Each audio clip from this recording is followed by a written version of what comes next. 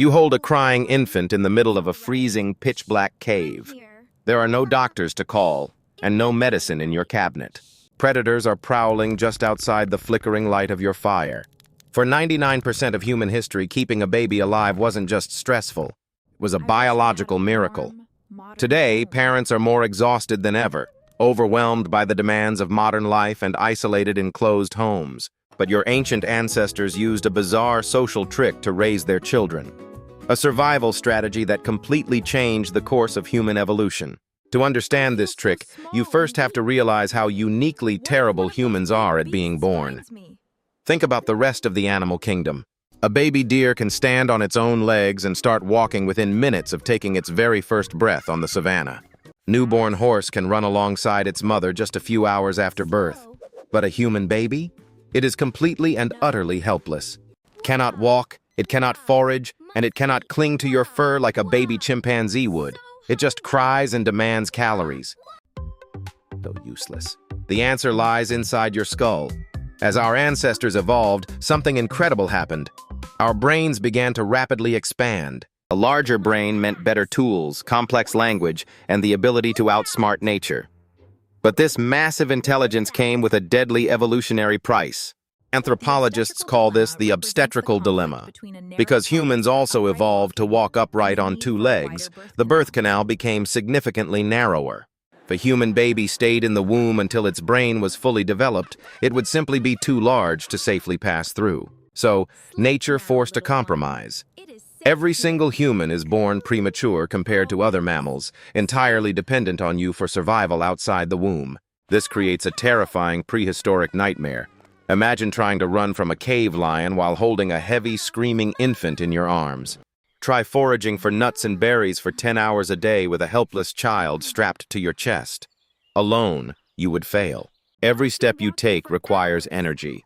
Now add the weight of a growing infant strapped to your body while you walk up to 10 miles a day. Your body is already burning massive amounts of fuel, but there is a hidden parasite draining your energy, your baby's rapidly growing brain.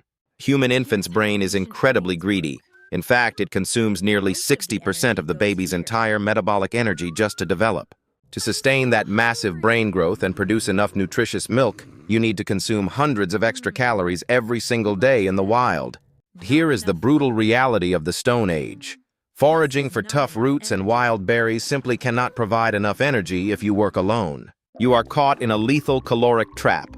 The more you carry the baby, the more energy you burn, and the less efficiently you can gather food. The logical solution would be to simply put the child down on the ground so you can use both hands to dig and hunt.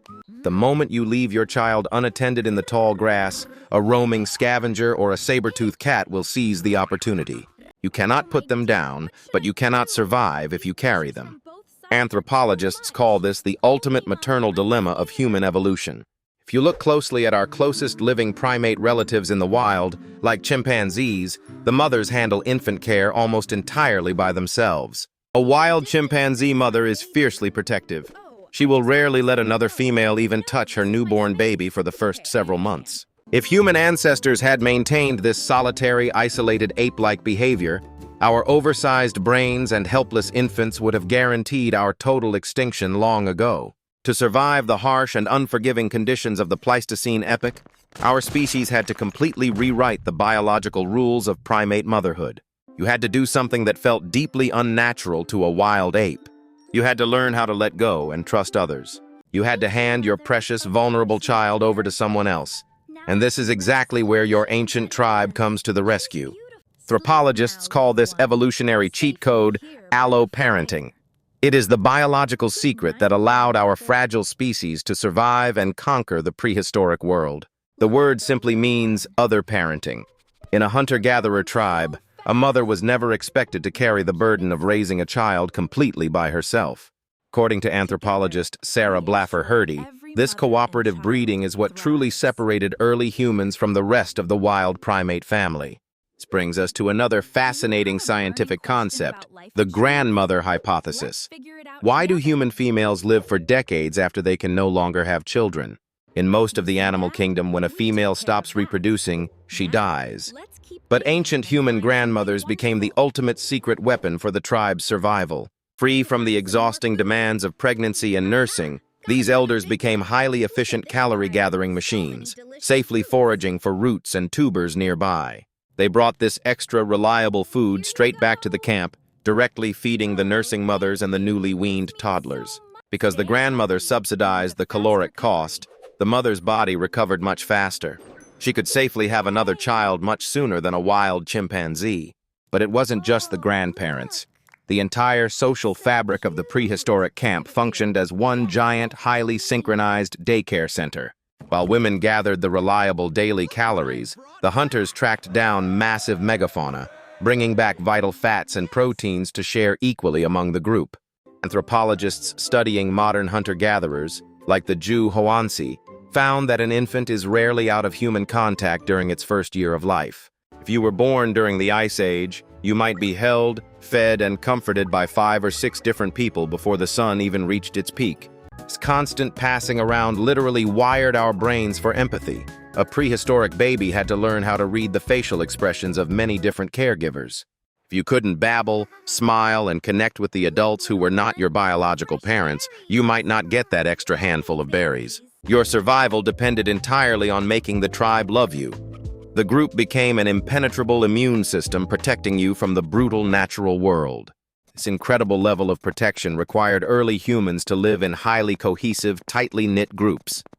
You survived because you belonged to a tribe. To understand this, we must look at a concept known as Dunbar's number, developed by anthropologist Robin Dunbar regarding our brain's social limits. He discovered that the human brain is only capable of maintaining about 150 stable, meaningful social relationships at any given time. In a prehistoric camp, this meant there was absolutely no concept of a stranger. Every single person knew you, and everyone knew your child. Dawn until dusk, a baby was wrapped in a constant web of community surveillance.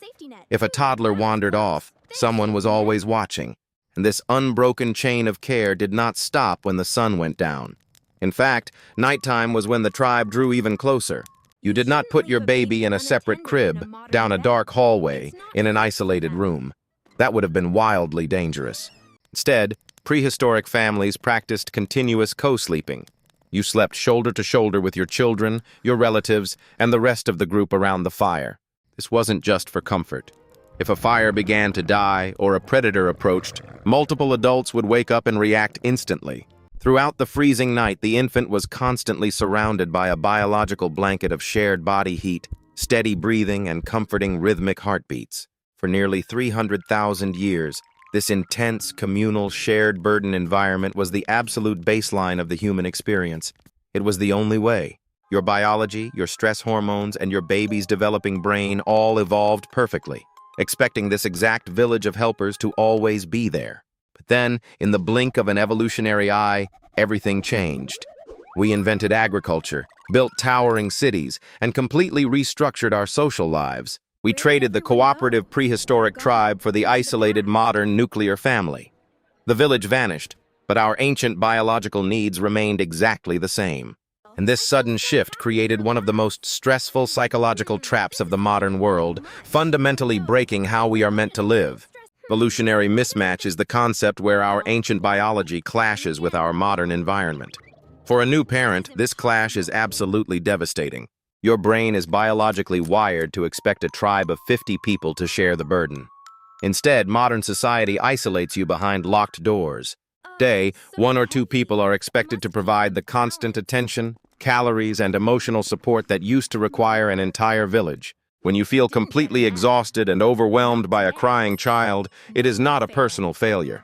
It is an evolutionary alarm bell. Your nervous system is interpreting the lack of a tribe as a life-threatening emergency. Because in the Stone Age, isolation meant certain death. Modern culture glorifies the hyper-independent parent who can do it all alone. But your prehistoric ancestors would view that as absolute madness.